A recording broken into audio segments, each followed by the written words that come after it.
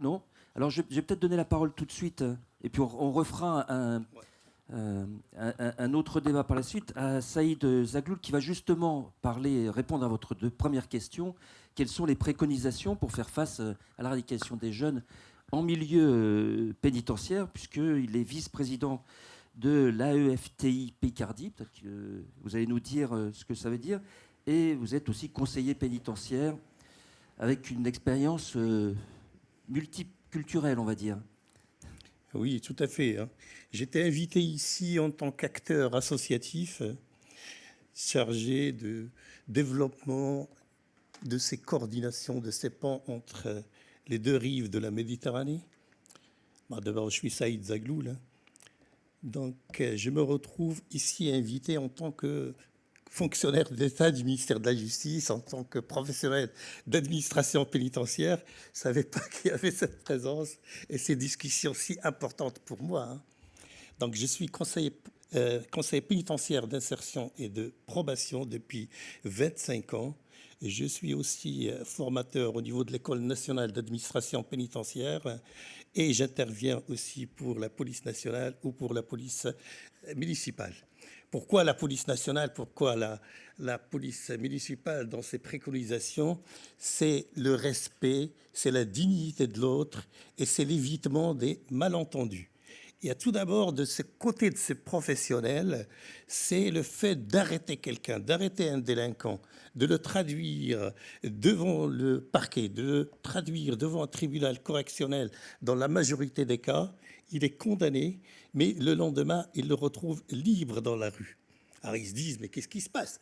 Nous, on travaille, on fait notre boulot, et le gars, il est dehors, ils ne savent pas hein, que, voilà, pour répondre à votre question, que fait la justice, que fait l'administration pénitentiaire? Évidemment, on a très très bien développé depuis les années 2000 ce qu'on appelle le droit à l'aménagement des peines. Pour les petites peines, il ne faut pas envoyer les gens en prison tout de suite. Il y a d'autres peines qui conviennent très bien à ces personnes-là et qui sont adaptées. C'est ce qu'on appelle l'individualisation de la peine. Il y a pour les jeunes ce qu'on appelle le travail d'intérêt général. Il y a le sursis d'intérêt général avec des obligations qui s'y affèrent. Mais ici, quand c'est grave, c'est le sursis total, avec mise à l'épreuve pendant 2-3 années, avec des obligations à respecter. Et notamment, ça se passe devant les services pénitentiaires d'insertion et de probation. Je vous avoue que c'est très dur pour les délinquants qui ont commis quoi que ce soit d'être suivis en milieu ouvert qu'en milieu fermé. En milieu ouvert, ils doivent rendre compte. Alors qu'en prison, il y a un certain cocooning, hein. Donc, ça, c'est des... Et après, on a développé énormément d'autres choses. C'est le bracelet électronique, c'est le placement sous surveillance électronique. Même pour certains qui ne sont pas censés rester en prison toute leur vie, pour des crimes assez élevés, je veux dire, on a quand même inventé le placement sous surveillance électronique mobile. C'est-à-dire la personne qui a commis des délits sexuels, des crimes sexuels, notamment sur enfants, on les suit à la trace. Et ils n'ont pas le droit de s'approcher de certaines écoles et des piscines et des terrains de jeu. Nous faisons énormément de choses pour ne pas laisser les gens pourrir dans les prisons françaises. Les prisons françaises où on est souvent trop condamné à des années vraiment qui dépassent un petit peu les limites et dans des conditions de détention qui sont quelquefois condamnées et condamnables par la Cour européenne des droits de l'homme notamment. Donc ce que nous avons vu depuis les années 2000, c'est une certaine tendance à l'époque à la radicalisation, depuis l'avènement d'Al-Qaïda, depuis surtout l'avènement des Twin Centers aux États-Unis, hein, en 2001. Donc on a vu que ce phénomène commençait à se développer dans nos prisons. Il fallait commencer à apprendre les choses. Les surveillants d'un côté ne comprenaient rien à un discours qui commençait à se propager dans ce qu'on appelle, nous, le milieu fermé. Donc il fallait faire quelque chose. On a fait quelque chose, moi notamment, hein, avec l'aide d'autres partenaires, parce qu'on ne peut rien faire sans les partenaires. Il faut rappeler que la prison, c'est une mini-société, hein, où il y a tout. L'éducation nationale, la santé, le monde associatif, le travail, la formation. Donc moi, les années 2000, j'ai un ami ici présent que je n'ai pas vu, ça fait 5 ans. Hein. Je vais vous dire pourquoi ça fait 5 ans. On a monté une formation qui s'appelle, si tu te rappelles, Yassine, Mieux connaître l'autre, mieux connaître l'islam, à destination pas seulement de... Parce que le sujet ici, c'est la radicalisation hein, des jeunes. Donc on a monté cette formation qui s'adressait surtout au personnel de surveillance. Pourquoi ce personnel de surveillance? C'est des gens qui ne comprenaient rien à l'islam, ni au Coran, ni au Surat, ni à quelques versets que ce soit, même pas au comportement, le ramadan. Donc on a pris l'affaire entre nos différents bras. Hein. Yassine était à l'époque directeur régional de l'accès en Picardie et j'étais à Amiens. Donc cette formation était destinée aux personnes de surveillance en premier, mais ça s'est propagé au conseil pénitentiaire d'insertion de probation. On a vu l'arrivée des capitaines, on a vu l'arrivée des commandants et même l'inauguration par des directeurs de centres pénitentiaires. Ça a eu énormément de succès. Ça consistait en quoi? Ça consistait surtout à faire dialoguer ce personnel professionnel avec des aumôniers, avec des sociologues, avec tout le pratiquant de cette entrée à l'intérieur de l'administration pénitentiaire avec lesquels ils n'avaient pas le temps de dialoguer. Chacun avait son boulot. Nous, avec Yassine et les aumôniers qu'on invitait, parce qu'il y a une misère d'aumônerie musulmane dans les prisons françaises, on les invitait à faire et à expliquer ce qu'on appelle les fondamentaux de l'islam.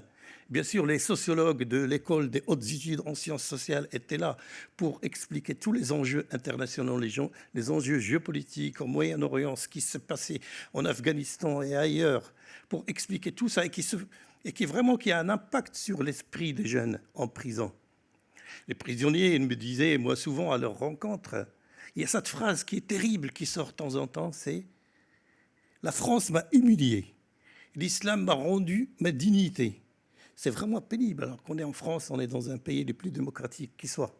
Cette incompréhension totale qu'on a essayé de dissiper par apprendre et faire apprendre aux surveillants les fondamentaux de l'islam, par exemple la prière, la profession de foi, la zakat, le pèlerinage, et ainsi de suite.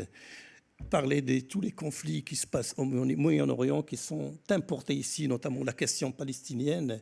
Donc on essaye de comprendre, et ça a eu un énorme succès, cette formation, à Yassine. Énormément de succès. Ce qui fait, moi qui suis intervenant au niveau de l'École nationale d'administration pénitentiaire à Agen, on a continué cette formation là-bas au niveau national, et on a essayé de continuer toujours dans ce dialogue avec les détenus. Avec les détenus, parce qu'il faut qu'il y ait échange, il faut qu'il y ait dialogue, il faut ce sentiment d'utilité et il faut ce sentiment qu'un jour ou l'autre sortira. Alors qu'est-ce qu'on en fait? Il vaut mieux reconstruire. On a préconisé aussi ce qu'on appelle depuis 2009, et j'étais le premier à les instaurer en France, notamment avec 6 programmes de prévention de la récidive, ce qu'en notre langage, nous, on appelle les PPR, c'est-à-dire lutte contre toutes les formes de délinquance et de criminalité. En matière de violence conjugale, on était les premiers, hein, en organisant des ateliers là-dessus. Pour les auteurs, ce qu'on appelle les AISS, c'est-à-dire les auteurs d'infractions à caractère sexuel, sur les conduites en état alcoolique et sur les violences faites à tout chacun. Donc on essaye de préconiser, on essaye de nous en sortir le maximum possible. On est maintenant sur ce qu'on appelle la justice restaurative. La justice restaurative, c'est ce qui se pratique au niveau du Canada et au niveau du pays anglo-saxon. C'est arriver à un certain moment, avec l'accord de tout le monde, à faire dialoguer et l'auteur de l'acte commis et la victime. C'est très difficile, bien sûr, en faisant comme médiateur un élément extérieur et le SPIP qui est présent. On essaye vraiment de faire dialoguer. Et s'il disait tout à l'heure qu'il y avait un mur avec l'administration institutionnelle, pas du tout. On essaie de le percer et le maximum possible. Et moi qui privilégie toujours la culture avec les cultures, si je devais parler de tous les ateliers que j'ai montés au sein du milieu carcéral, on n'en arrêterait pas. Et surtout, dans un but bien précis, c'est la valorisation de l'autre. La valorisation de l'autre. Je donne un simple exemple et je m'arrête parce que je peux continuer pendant 24 heures. La calligraphie, par exemple. La calligraphie arabe, c'est ce qui donne un sens au détenu qui est d'origine arabe à retrouver une fierté de ses origines, à écrire son nom en passant par la droite à la gauche et en retrouvant à la fin une telle beauté. Et je m'arrête là. Merci beaucoup. Alors, bon, est-ce qu'il y a des questions? J'entends avec grand plaisir que l'institution a soulevé le mur. Et voilà, il y a une question tout en haut, là-bas. Je ne sais pas où est le micro. Timothée,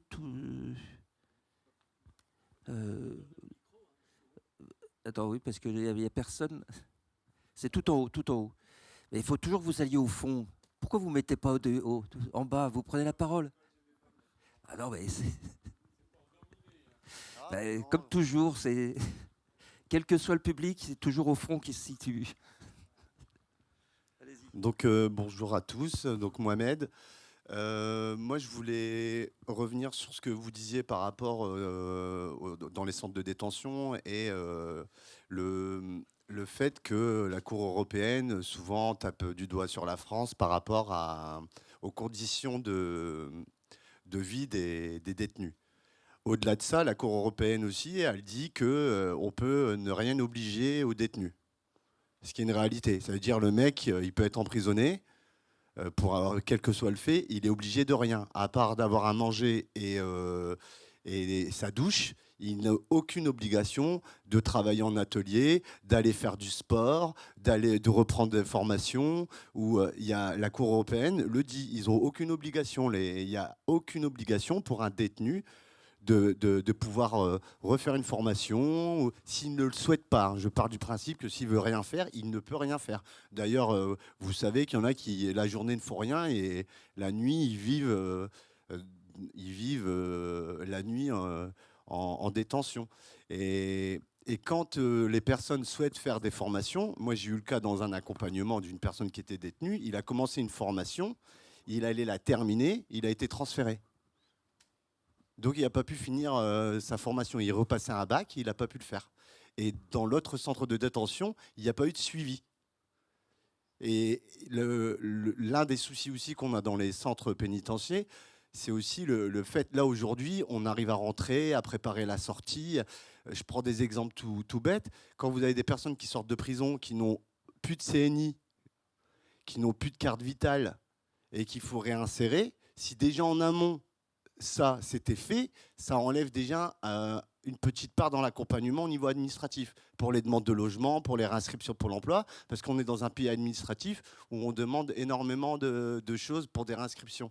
Et aujourd'hui, pourquoi il n'y a aucune obligation dans les centres de détention, et je vais parler là par rapport aux jeunes qui ont été pour des faits de radicalisation, pourquoi il n'y a aucune obligation qu'ils intègrent des dispositifs au sein même de la détention, mais par obligation au sein même de la détention. À l'extérieur, vous avez parlé de tous les dispositifs existants, obligations, les tiges, tout ça, mais au sein même de la détention, ils n'ont aucune obligation.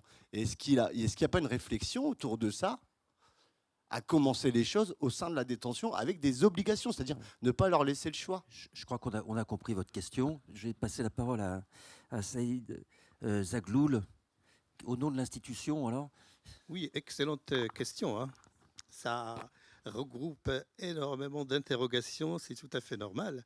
Ce qu'est la peine, parce que nous essayons toujours de donner un sens à la peine.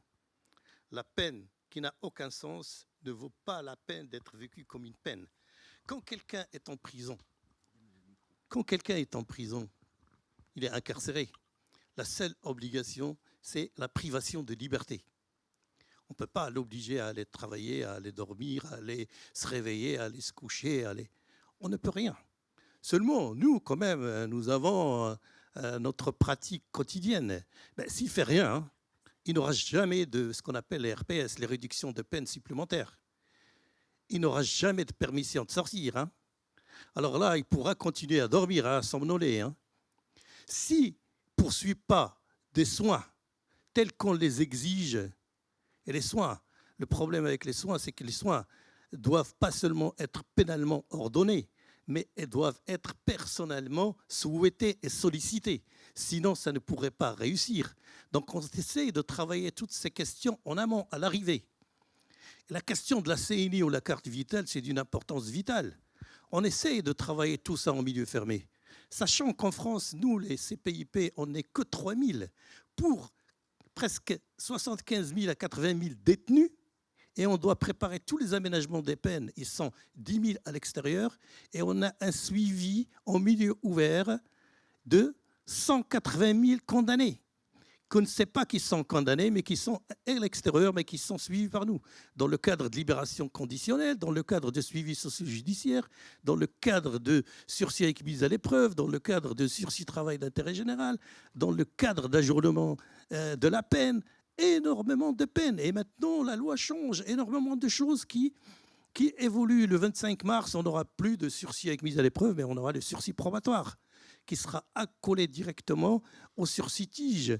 Il y aura tellement d'obligations qui contournent la condamnation que la personne ne peut pas se réveiller et dire « je vais faire rien jusqu'à ce que ma peine passe de 3 années ». Non.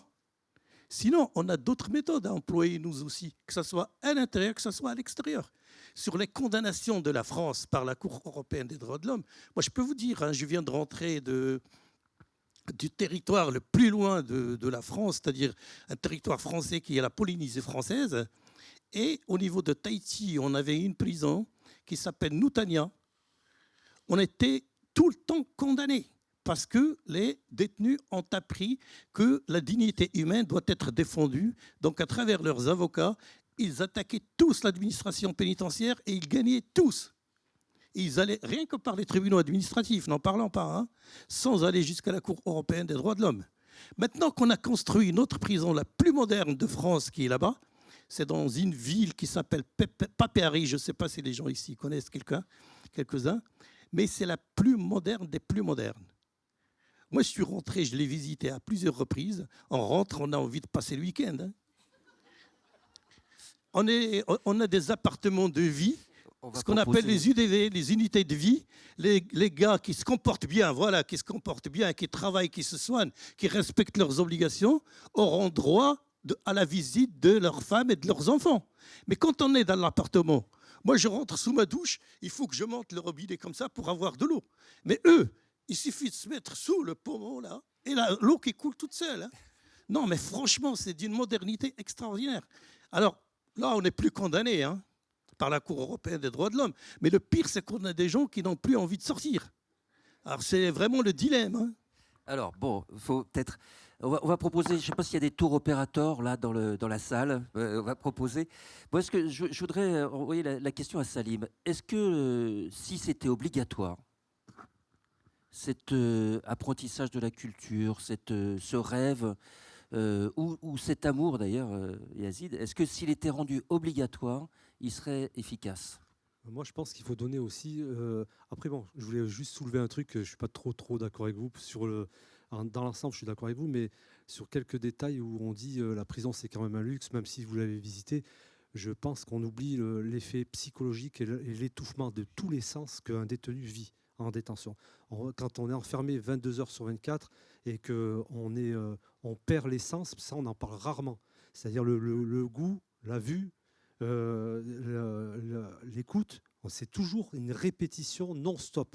Mais non-stop, c'est-à-dire que à un moment donné, tu te dis je deviens fou. Et tous détenus vivent ça. Alors, c'est-à-dire, on peut être... alors, bien sûr qu'il y a une évolution qui est vraiment fondamentale entre la maison d'arrêt, les petites maisons d'arrêt et les centres de détention. Ça, c'est complètement différent. En maison d'arrêt, quand tu es à 3 en cellule, c'est un appel à la violence. C'est vraiment la dignité de l'homme qui est complètement enlevée. Et donc, en centre de détention, c'est quand même ceux qui ont pris une peine supérieure, par exemple, à 5 ans ou à 3 ans, qui peuvent aller en centre de détention. Là, j'ai vu une grande différence. C'est-à-dire que tu es seul en cellule et tu peux travailler.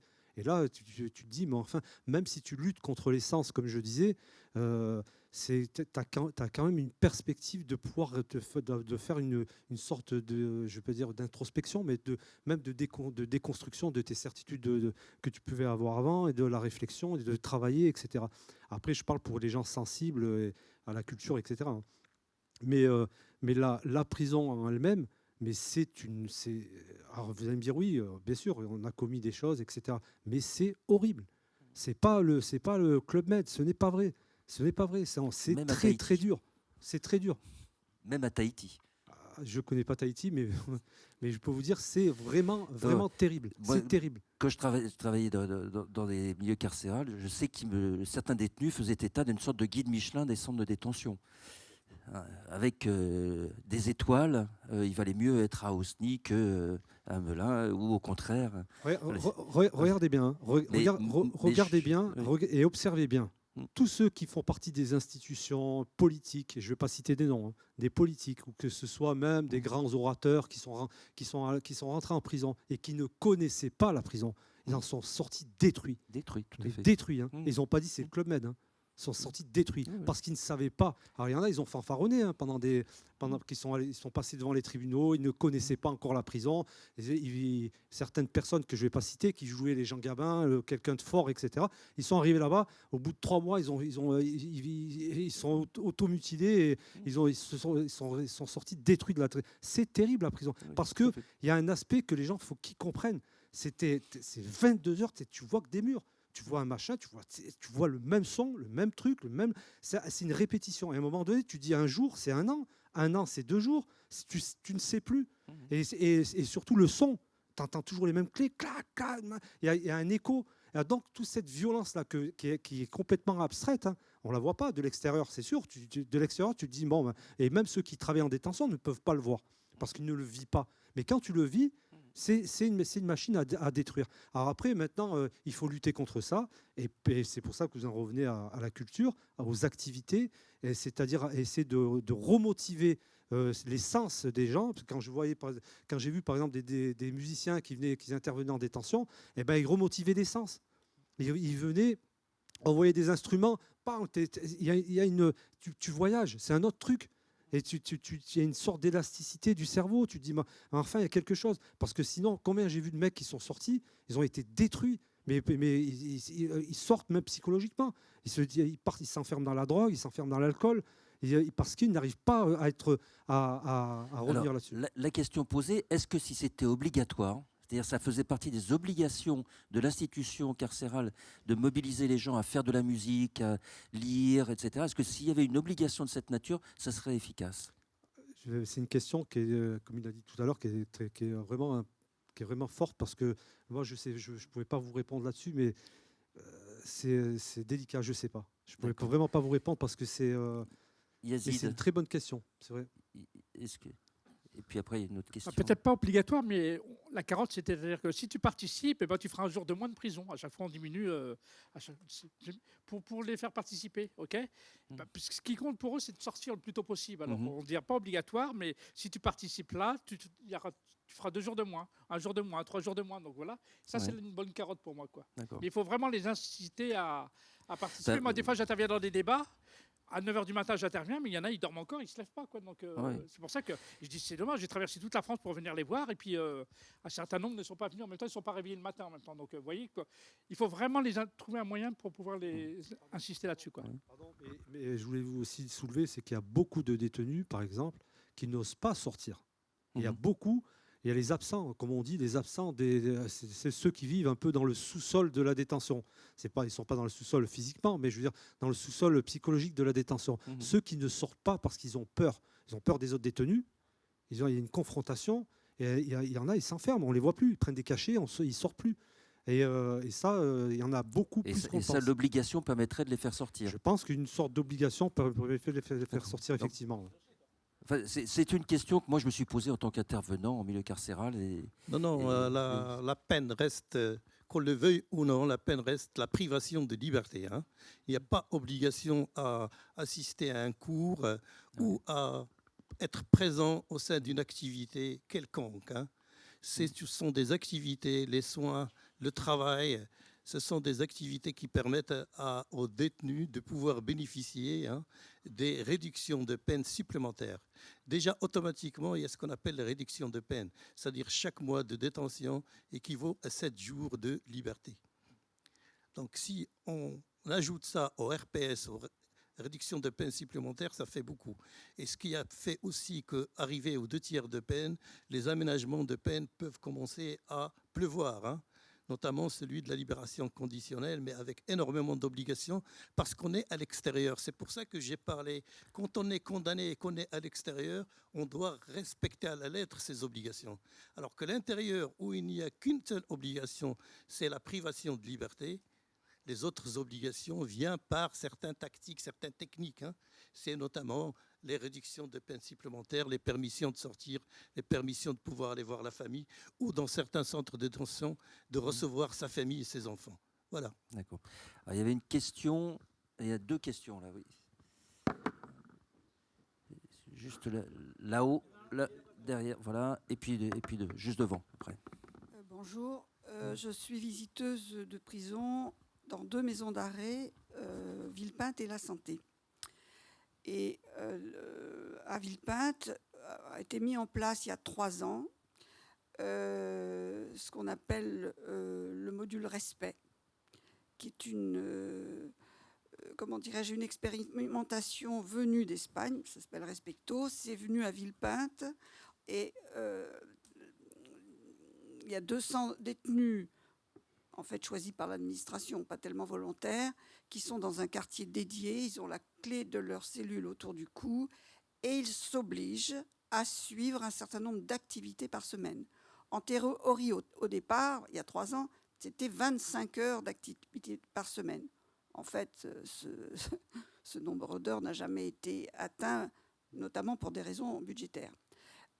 Il n'empêche que ces détenus, c'est une espèce de contrat qui est signé contrat moral qui est signé entre l'administration et le détenu. Il s'oblige à se lever le matin, à ranger sa cellule et à suivre des ateliers ou même à proposer des ateliers lui-même. C'est en train de se mettre en place également à La Santé. Donc, ce que vous abordiez, à savoir l'obligation, oui, ça existe, mais moi, je connais l'exemple des maisons d'arrêt. Voilà. Merci pour ce témoignage. Juste devant. Bonjour, Vanessa Vogel, je suis éducatrice en AEMO à l'association Olga Spitzer à Palaiseau, dans l'Essonne. D'abord, merci pour vos témoignages. J'avais 2 choses. La première, c'est une remarque qui n'a rien à voir avec... forcément avec le sujet, mais vous en avez parlé. Vous parliez de la violence conjugale, que vous étiez les premiers. C'est pas une question, c'est plus une remarque. Je pense qu'il manque vraiment de formation au niveau des commissariats et de l'accueil, parce que pour avoir accompagné plusieurs femmes victimes de violences conjugales, quand on a un accueil qui n'est pas adapté, c'est pas facile d'aller jusqu'au bout de la démarche. Et surtout qu'après, il y a un énorme manque de moyens. Voilà, quand on est une femme et qu'on part avec ses enfants parce qu'on a été battu par son mari et qu'après on ne sait pas où aller parce qu'il n'y a pas de structures qui sont adaptées, ça c'est un vrai problème. Mais c'était juste parce que vous en avez parlé. La deuxième, c'était une question. Vous parlez de ce qui existe en détention. Moi, j'aimerais savoir quel lien, qu'est-ce qui existe après la détention par rapport à la radicalisation. Et même sans forcément parler de jeunes qui sont détenus, de manière générale, des jeunes qui ont été, on sait qu'ils sont dans cette voie-là. Quel lien avec les partenaires, avec les intervenants sociaux? Est-ce qu'il y a des référents? Par exemple, avant, je travaillais à Metz, on avait une cellule préfectorale. Donc, quand on avait des jeunes où on savait qu'ils étaient dans ce processus-là, la cellule préfectorale invitait tous les intervenants sociaux autour de la famille. Voilà, pour savoir comment on en est, comment on intervient. Je continue. Comment ne pas faire pour que les travailleurs sociaux soient seuls dans cette situation? Est-ce qu'il y a des référents au niveau départemental ou régional? Moi, c'est vraiment ça qui m'intéresse aujourd'hui et pour ce colloque. Qui est-ce qui veut répondre? En toute franchise, l'administration pénitentiaire fait ce qu'elle peut, et même au-delà, parce que c'est un sujet très, très, très grave. J'ai cité une phrase qui disait « La France m'a humilié, l'islam m'a rendu ma dignité ». Il faut savoir aussi qu'il y a certains jeunes délinquants ou criminels qui sont vraiment à la marge de la société. Quand ils rentrent en prison, ils s'érigent, ils s'autoproclament en émirs, en n'ayant jamais rien compris aux préceptes de l'islam. Il y en a qui commencent à bégayer sur les versets coraniques et dire n'importe quoi et faire apprendre à l'autre n'importe quoi. Il faut dire aussi, on a besoin d'aumôniers musulmans pour expliquer la chose dans son vrai sens du terme. Pour dire la capacité de nuisance de ces émirs autoproclamés dans le milieu pénitentiaire est énorme. Et je disais tout à l'heure que j'étais pendant 4 ans conseiller au niveau de la Polynésie française. Il y a quelques Polynésiens qui viennent ici en métropole pour purger la fin de leur peine. Moi, j'en ai un qui est revenu totalement retourné. À lui dire que je m'appelais Saïd, tout de suite, pour lui, ça y est, c'est l'arabe. Il commençait à me réciter le Coran. Non, mais franchement, il lui a appris l'arabe, il lui a appris le Coran. Cette capacité d'endoctrinement extraordinaire qu'ont certains émirs dans le milieu pénitentiaire est énorme. C'est pour ça que moi, je prône la limitation de l'incarcération dans un laps de temps déterminé et laisser les gens sortir en aménagement de peine, sous bracelet électronique ou sous libération conditionnelle, sous placement extérieur, tout en étant contrôlés et sous contrôle des SPIP. Ce sont des référents qui suivent à la fois l'ordre légal, le côté psychologique et énormément le côté social, en se plaçant avec des référents à l'extérieur avec lesquels on peut faire un travail très bien encadré en ce qui concerne la personne. Déjà, il faut s'assurer que la personne est réinsérée point de vue santé, est réinsérée point de vue hébergement, est réinsérée point de vue travail, est réinsérée point de vue familial et mental. Et ça, c'est énorme. Et vous pensez que ça suffit justement, comme pour répondre à la question, en accompagnement à la sortie pour éviter que ces émirs ne continuent à travailler à l'extérieur? En tout cas, on essaie dans le milieu fermé en France de faire ce qu'on peut, c'est-à-dire éviter au maximum ce qu'on appelle les sorties sèches, sans accompagnement et sans avoir préparé cette sortie, avec tous les côtés réinsertion qui s'imposent et tels que je viens de les citer. Est-ce qu'il y a une autre question? Alors, notre psychologue qui est de l'autre côté. Attendez, non, on va faire une dernière question parce qu'il faut laisser aussi un petit peu de temps de parole pour Monsieur Yassine Chaïb qui a réussi à prendre le train.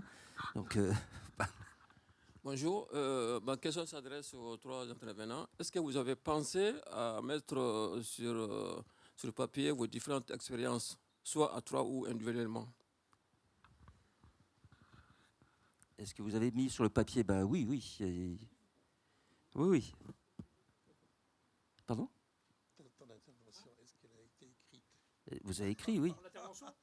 Oui. Ben bah si, il y a 2 livres, repris de justesse. Le micro. Moi, je ne l'écris pas, non. Enfin, je connais mon sujet par cœur, donc je n'ai pas besoin de l'écrire. Donc, je vais parler. Et je préfère parler avec mon cœur, avec mes tripes, que parler autrement, quoi. Et les autres, Après, alors, les autres, Salim, pas écrit. Non, pas écrit. Et Saïd? Non. Pas écrit. Ouais, moi j'ai écrit, c'est là, éducation, santé, précarité, et qui retrouve toutes ces histoires d'amour, de sensorialité, en prison en particulier. Voilà, et bon, je pense qu'on en reparlera. Est-ce que, alors, là-haut, une dernière question? Bonjour. Comme je me suis présenté hier, donc j'ai travaillé en détention. Et je voulais revenir d'abord sur la question du Club Med de prison. Effectivement, il faut bien préciser que le milieu de la détention est loin d'être un milieu facile. Et au-delà des conditions de la détention, je voulais évoquer la question du dispositif carcéral qui effectivement repose sur la question de la répétition, sur la question du numéro d'écrou et donc la question du nom qui disparaît petit à petit. Et que c'est quelque chose de très important, qu'il y a eu des études qui ont été faites là-dessus. On évoque même ce qu'on appelle les psychoses carcérales, c'est-à-dire des pathologies qui apparaîtrait à cause du dispositif carcéral. Donc il faut bien penser tout ça. Et je ne parle pas là encore des conditions ou de la surpopulation, etc. Je parle simplement du dispositif carcéral où on se pose la question des répercussions psychologiques du dispositif lui-même. Et donc ça, c'était ma première remarque. Je voulais faire une remarque également sur la question de l'amour, que je trouvais extrêmement important. On a des gens qui ont essayé de penser la question de l'amour, que ce soit Roland Barthes, puisque vous avez parlé de Roland Barthes, qui a écrit les fragments d'un discours amoureux, où il parle très bien de l'amour. Il y a Jacques Lacan aussi qui a parlé de l'amour de façon très intéressante. Mais je trouve que l'intervention de M. Yazid Kerfi dit bien ce que c'est, c'est-à-dire cette façon d'aller voir quelqu'un qui ne demande rien pour lui donner le peu qu'on a. C'est une bonne définition de l'amour et qui est très clinique pour le coup. Ce n'est pas des abstractions, ce n'est pas être chamallow, c'est un véritable engagement clinique et de terrain, et c'est le principe de la PrEV notamment, de la PrEV spécialisée ou de la prévention sociale dans laquelle je travaille. Donc c'est un véritable engagement, un engagement clinique et pratique, et qui mérite d'être théorisé, et il faut en parler. Il faut bien dire que quand on parle d'amour, on parle d'une véritable position, et il faut aller en parler, parce qu'on parle souvent très mal de nos métiers, ou de nos convictions sur la question de l'amour, je crois. Et il y a une autre remarque qui a été faite, que je trouve, deux remarques qui ont été très intéressantes. La question du malentendu est revenue de façon très régulière, le malentendu entre nous, etc. Et je voulais souligner quand même que dans la radicalisation, il y a quelque chose qui est bien pratique, c'est qu'il n'y a plus de malentendu. C'est fait pour ça quand même, à un moment, la radicalisation, c'est qu'il n'y ait plus de malentendu sur la différence des sexes, c'est qu'il n'y ait plus de malentendu dans le savoir, c'est-à-dire qu'il n'y a plus de savoir, il n'y a que des vérités, etc., etc. Donc la question, c'est non pas comment on fait en sorte qu'il n'y ait plus de malentendus, mais comment on fait que chacun puisse supporter qu'il y ait des malentendus. Et c'est des remarques questionnantes, hein, donc je les soumets comme des remarques, mais c'est plus des questions. Et enfin, vous avez fait une remarque très rapide, Monsieur Zaglou, sur la délinquance sexuelle. Et je trouvais le passage très rapide et en même temps très intéressant, parce que j'ai eu la chance de travailler avec des CESPIP qui faisaient le lien entre la difficulté de parler religion avec les personnes radicalisées et la difficulté qu'il y avait eu à l'époque où il y avait des agressions sexuelles qui flambaient comme ça, où on découvrait peut-être les agressions sexuelles, je ne sais pas, je suis un peu jeune pour ça, mais en tout cas où on avait du mal du coup à parler de sexualité avec les auteurs de violences sexuelles. Et donc c'était cette question d'un coup de la difficulté de parler finalement du crime ou du délit. Et quel lien vous faites-vous entre les délinquants sexuels et les personnes radicalisées? Est-ce que vous voyez un lien dans la façon de travailler, en tout cas avec eux? Voilà. C'est un sujet de colloque, hein, lui tout seul. C'est un sujet de colloque, c'est pour ça que j'ai dit tout à l'heure que je resterai là-bas 24 heures. Hein. En ce qui concerne la sexualité, crime ou délit, la prise de parole, quand elle n'est pas encadrée par des professionnels, est très difficile. Chaque détenu reste dans son coin et ne dit jamais, ne parle jamais des faits commis ou ne sort jamais à la cour de promenade. Hein. Il reste caché, il reste enfermé entre soi. Très, très difficile. Mais quand on organise un programme de prévention de la récidive et qu'on arrive et qu'on réussit à sensibiliser toutes ces personnes incarcérées pour les mêmes faits à venir 1h30 par semaine parler des faits commis, ils viennent presque à reculons, mais une fois qu'ils ont goûté à la première séance, les langues se délient et ils commencent tous à se parler. Et quelquefois, quand quelqu'un bute sur une question, l'autre lui rappelle, mais déconne pas, ne mens pas, hein, j'ai lu le Courrier Picard, moi, hein, et j'ai lu le Parisien, tu as fait ça, tu as fait ça, tu as fait ça. Ah ouais, c'est vrai, j'ai fait ça, mais c'était parce que c'est ça. Ah oui, parce que j'étais hyper alcoolisé et avec mes gamins à côté de moi. Donc j'ai commencé à violer les uns après les autres. C'est énorme, c'est violent, c'est très très violent. Hein. Mais on réussit à se parler et à faire parler les autres. Parce que pour nous, c'est libérer la langue et libérer le langage en ce qui concerne ces situations très très délicates. Moi, j'avais constitué des groupes de 12 personnes et avec 2 femmes à l'intérieur. Hein. C'est très, très difficile, c'est presque impossible à faire parler ces femmes à l'intérieur, aussi détenues pour des faits aussi graves. Hein. La bonne femme qui écartait les jambes de sa fille de 13 ans pour que son amant à la mère puisse violer la petite, quoi. Et elle a réussi à parler, à se libérer. C'est énormément de violence, mais pour nous, hein, il faut dire qu'on a une supervision psychologique obligatoire 1 semaine par trimestre. Hein. C'est énorme la violence qu'on reçoit. En ce qui concerne l'autre côté, l'autre versant qui nécessite des colloques, qui est la radicalisation, c'est une autre question. Hein. Il faut vraiment être spécialisé, il faut vraiment être pointu. Nous, de notre côté, on essaie de travailler avec les sociologues spécialistes sur la question, mais nous essayons aussi d'armer les personnels de surveillance. Quand on entre dans une cellule, il ne faut pas marcher sur le tapis de prière. C'est une des premières règles. Quand on exerce la fouille, parce qu'on fouille tout dans une cellule, à la recherche de rasoirs, de téléphones portables, de tout ce qui est interdit. Donc, quand on prend le Coran, il faut savoir le prendre avec respect ou demander à l'autre de l'ouvrir, parce que dans la religion musulmane, pour ouvrir un Coran, tenir un Coran, il faut être supposé être propre, avoir fait ses ablutions et tout ce qui suit. C'est très, très compliqué. Sinon, l'autre, il s'énerve et ça commence la bagarre. Et ça commence ce qu'on appelle le conseil de discipline, et ça commence l'isolement, et ça commence un autre parcours de détention qui est hyper, hyper difficile. Et je vous assure que ce n'est plus le Club Med. C'est une suite logique de ce qui se passe à l'extérieur. Hein. Par exemple, c'est cette différence et ces malentendus culturels. L'assistante sociale qui reçoit une femme qui vient d'arriver du bled et qui lui apprend qu'il y a en France des formations, qu'il y a des cours de cuisine, qu'il y a des cours de coiffure, qu'il y a des cours de remise à niveau. Hein. Le mari, la femme, ça lui plaît tout ça. Hein. Le mari qui arrive, qui a 7 gosses, qui ne trouve pas sans manger à l'heure, lui dit « Mais qu'est-ce qui se passe ? La maison n'est pas rangée. » Non, c'est l'assistante sociale qui m'a dit. Lui et son fils, ils sortent et ils agressent l'assistante sociale et c'est la prison. Et après, c'est à nous de gérer. Il faut dire que nous, à la carcérale, hein, on est ceux qui... Micro. Pardon ? Micro.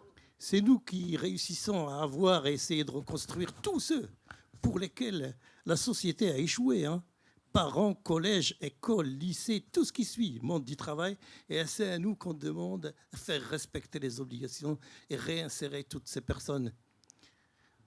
Un autre exemple, hein, juste un exemple à l'extérieur, c'est l'enfant maghrébin avec sa mère qui sort dans la rue, qui voit devant lui à l'arrêt de bus un panneau publicitaire d'une jeune fille avec sa petite culotte. Lui, il s'énerve devant sa mère. Il casse, il donne un coup de pied au panneau publicitaire. Il se retrouve en prison.